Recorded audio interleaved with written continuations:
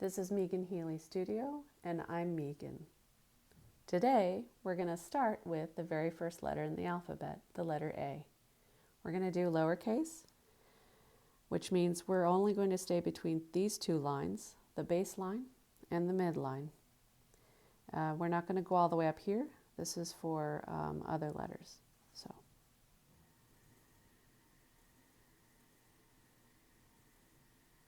A has an almond shape or an ovoid shape.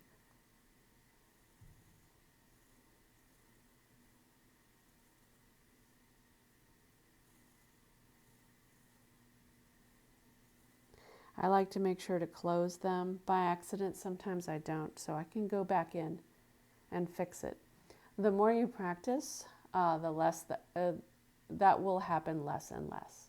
And the idea is to be able to write a whole bunch without having to go back and fix them. So that's what practice does. Enjoy.